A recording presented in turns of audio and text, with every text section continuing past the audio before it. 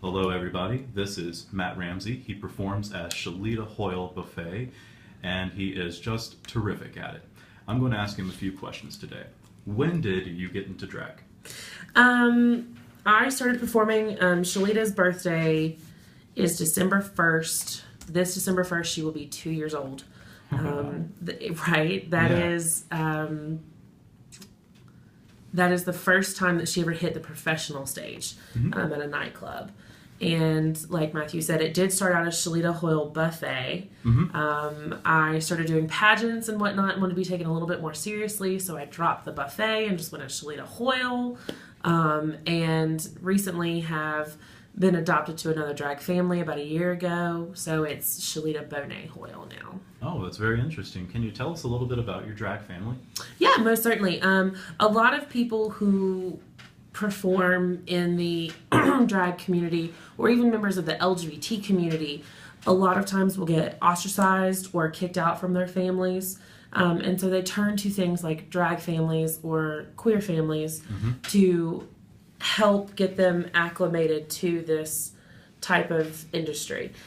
My drag family, I am so lucky to be a part of the Bonets. They absolutely mean the world to me. And they are there for me in my gay life and in my everyday daily life. I talk to my drag father at least once a day. I mean, it's a phone call. It's a text message. We are always messaging each other on Facebook. I'm so thankful that they are all local here in North Carolina, or at least the immediate ones are. And really, without them, I wouldn't be who I am today. They have helped me create my persona of who I want to be. And they're very supportive and helpful whenever it comes to pageants and shows and whatnot, getting the word out for advertisements and things along the lines of that. It's a very positive thing to have in my life. That's terrific. I'm interested. You mentioned that you had earned some titles recently, haven't you? I have. Shalita has had several titles. Most recently, she is a national title holder with the USA Unlimited system. She holds the title of Miss Unlimited Newcomer, which is for queens and male entertainers who have never held a state title or placed top 5 at a national ranking system pageant. So it's very much of a new circuit. It's very much of a newcomer, so to speak, place for those entertainers to go. And so that it's definitely been very interesting to be very new to this, like not even 2 years old, and already have a national title on my hands. It's been a whirlwind the past 2 pretty years. impressive, I've got to say. So you mentioned that you identify as a gay man. Do you ever face discrimination within the homosexual community for being a drag queen?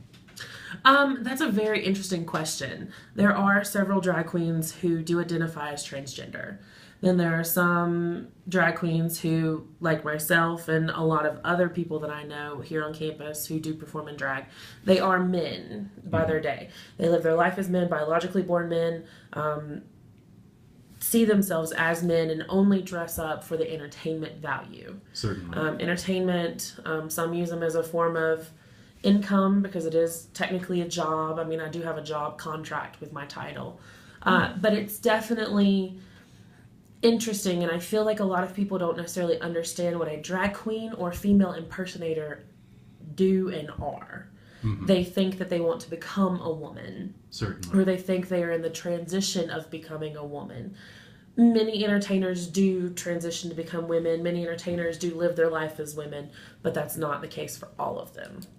Certainly. And so it brings up a very important aspect of how sexuality and gender is so fluid and it's not rigid. We like to think of gender and sexuality as black or white, male or female. But I think this definitely opens up an educational opportunity to have that conversation to where we have a better understanding of this subsect of the LGBT community. So you mentioned that you mentioned the gender binary and just a little bit of passing. So is that part of the reason why you do drag? I understand that, sure, it must be fun at a certain point, but do you also make a political or social statement when you do drag? It can be, and there are plenty of entertainers who actually do take that as their own social standpoint. Some people that it brings into mind are the 501 Girls of Florida. They are very much this drag troupe that works out of this bar, and the whole point of their show is to shock you of, well, is this a man or is this a woman? And it can even get to the point where they take their clothes off in the middle of a performance. A local performer who does things like this that are so edgy and like cutting edge and sort of shocking is, there's a drag queen out of Charlotte called Beth Amphetamine. And she does part of her act where she does a, not necessarily like bullying act, but sort of more like a coming to terms with myself, where she starts out in this beautiful gown, and by the end of it, she is completely naked on stage, and fakes almost like a suicide, saying that it's not coming in terms with herself. So there's definitely some room there to where if people do feel empowered, they definitely can have that statement in their acts. You mentioned bullying. Could you please explain that? I'm afraid I'm unfamiliar with the term. Bullying? Oh, I'm sorry. I thought you meant bullying. No, bullying. No. I'm sorry. But I am curious. Are there different types of drag? Oh, yes. There are lots of different types of drag. Okay, so you have your drag queen. Certainly. Or female impersonator. Some would even argue that those two are different. Drag queen being more campy, being able to still identify that is a male, or a female impersonator where you put the illusion of a woman on. You know what I mean? So it would be like going all out. It would be those that wear the hip pads and the boob pads. It's more than just a man in a dress. Then you have male entertainers who are biologically born male and perform on stage as a male. Okay, so drag kings. No, biologically male. So this would be like you performing on stage as a male. Like they would dance, they would still entertain. It's not a stripper, it's not a go-go dancer, it's not a call boy. They would still perform. They come in many different arrays. Like it could be all different kinds of men from all different kinds of walks of life. Then you've got, like you had mentioned, drag kings. So these are biological women who dress as men. So these are the male impersonators. They're called drag kings, or FMI, called female male impersonators. Oh, interesting. Yes. So they would like glue on facial hair. They would use sorts of makeup to like make their cheekbones seem a little bit duller than what a woman's would. A lot of them will bind their breasts down to give the illusion of a man. Then you've got what they call lipsticks or fifis. F-I-F-I. Female impersonating a female impersonator. So this is a biological woman impersonating a drag queen. So biological woman performing on stage as a woman with hair jacked to Jesus, eyebrows up to here, like the typical. So that would be like if we take you, put you on stage and you wanted to perform as a woman, we would do the very dramatic makeup and still accentuate the cheekbones, maybe even add you a little bit of extra hip, a little bit of extra butt pads, and you would still perform. So if there is a place, or let me take that back. If someone from any walk of life wanted to perform in the LGBT community, there is a place for them. Oh, that's good. So yes, there's lots of different types of drag. Excellent. Now, when you get into full-on face, how much does it cost you typically?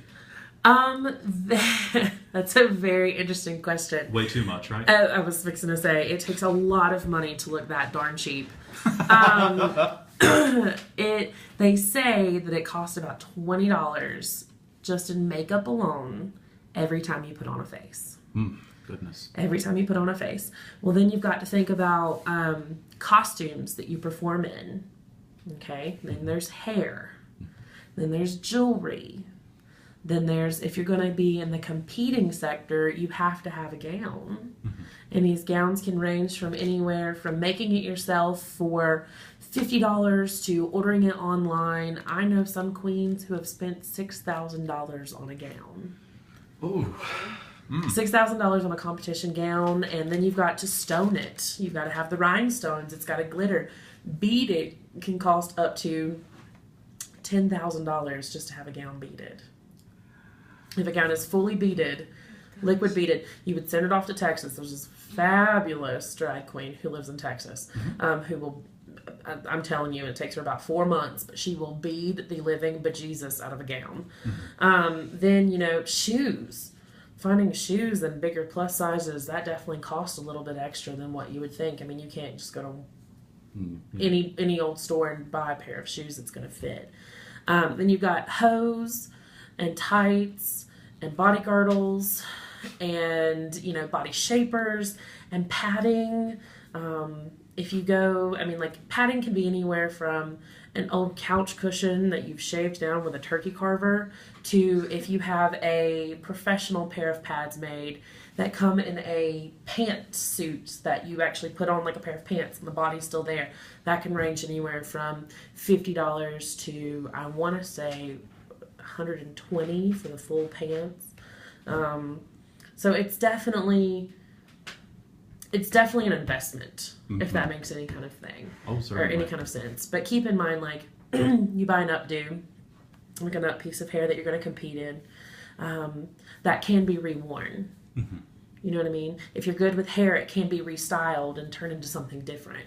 So it's all about learning to be very creative and learning to be very fiscally responsible with your money. Wow. Because you want to make sure that you get the best bang for your buck.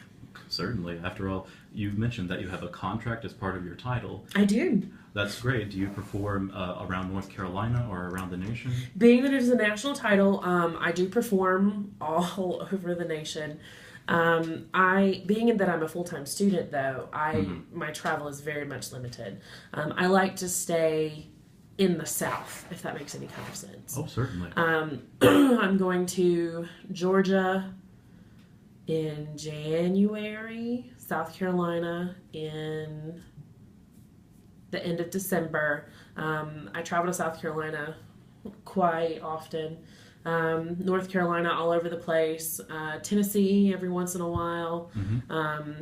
I've been up to Virginia a time or two, but it's definitely if there is a prelim for my title, like, because my title, I'm getting ready for the give up. Sure. We're preparing for that. And in fact, it's going to be in March if anyone's interested. March in Pulse Nightclub down in Myrtle Beach, South Carolina.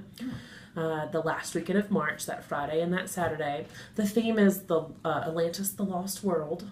Oh, cool. So it's going to be a lot of fun. So if anyone's interested in competing for that, I highly encourage you to look up Shalita Bonet Hoyle on Facebook or email me at shalita.bonet.hoyle@gmail.com. So definitely travel all over the place, and it's kind of crazy every once in a while. I am curious about the distribution of gay folks versus straight folks and other folks in the drag scene. Like, do you think that there's a fairly even distribution, or do you think the drag scene, attracts more homosexual folks and others in the gender sexual minority spectrum? As far as shows or as far as competing? That's let's go with competing. Okay, so as far as like competing and performing, I do know a few straight men who do dress and drag, and they actually compete in drag. And their thought process is that, you know, they like to perform. They're still acting. They're actors. They're on a stage. So there are a few straight men, like I said, who do compete in drag. Few and far between, I would probably say that. It's a safe bet to say. As far as shows go, that is an array of absolutely everyone. Straight men come to shows, gay men come to shows, straight women come to shows, lesbians come to shows, anyone in a gender minority or gender fluid, they all come to shows, because I promise you, if you've never been to a drag show, there will never be a dull moment. You will always have something that is entertaining, shocking, challenge you to think, or make you laugh your ass off. Like, one of those things is going to happen the entire time. You mentioned, and of course this was off camera, that sometimes you black out when you are performing as Shalita. I do. Do you find that this is a common phenomenon in the drag scene? I think it's up to the individual. Some people are like so scared whenever they get on stage and perform to me, it's almost like something else takes over my body, and